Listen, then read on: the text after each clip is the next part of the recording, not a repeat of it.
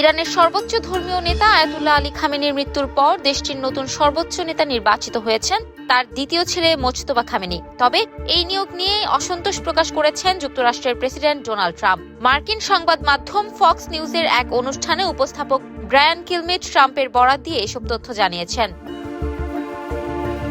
Brian কিলমিট জানান, ইরানের নতুন সর্বোচ্চ নেতা হিসেবে মোজতবা খামেনির নাম ঘোষণার পর তিনি প্রেসিডেন্ট ট্রাম্পের সঙ্গে কথা বলেন। সে সময় ট্রাম্প জানান তিনি এই সিদ্ধান্তে সন্তুষ্ট নন, যদিও এ বিষয়ে এখনো প্রকাশ্যে কোনো আনুষ্ঠানিক মন্তব্য করেননি মার্কিন প্রেসিডেন্ট। এদিকে ইরান ইসরায়েল যুদ্ধ আজ 10ম দিনে গড়িয়েছে। পাল্টাপাল্টি হামলায় পরিস্থিতি আরও উত্তপ্ত হয়ে উঠেছে। ইসরায়েলি প্রতিরক্ষা বাহিনী জানিয়েছে তারা ইরানের বিভিন্ন গুরুত্বপূর্ণ সামরিক ও প্রশাসনিক লক্ষ্যবস্তুতে নতুন করে বিমান হামলা চালিয়েছে। ইসরায়েলের দাবি, সাম্প্রতিক হামলায় ইরানের সর্বোচ্চ নেতার সামরিক কার্যালয়ের প্রধান আবুল কাশেম বাবাই নিহত হয়েছেন। তিনি অল্প কিছুদিন আগেই ওই দায়িত্ব গ্রহণ করেছিলেন বলে জানিয়েছে ইসরায়েলি সূত্র। অন্যদিকে প্রেসিডেন্ট ডোনাল্ড ট্রাম্প জানিয়েছেন ইরানের সঙ্গে চলমান যুদ্ধ কখন শেষ হবে সে সিদ্ধান্ত তিনি ইসরায়েলের প্রধানমন্ত্রী বেনিয়ামিন নেতানিয়াহুর সঙ্গে যৌথভাবে নেবেন। বিষয়টি নিয়ে দুই নেতার মধ্যে আলোচনা চলছে বলেও জানান তিনি।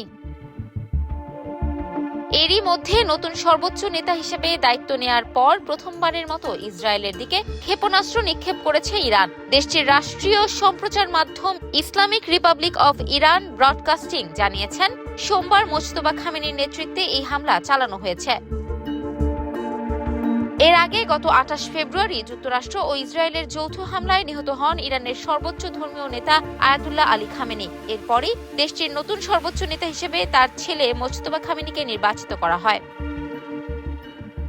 বিশ্লেষকদের মতে নতুন নেতৃত্বের অধীনে ইরান, যুক্তরাষ্ট্র ও ইসরায়েলের মধ্যকার চলমান উত্তেজনা আরও জটিল আকার নিতে পারে। তাই পরিস্থিতির দিকে এখন নজর রাখছে পুরো বিশ্ব।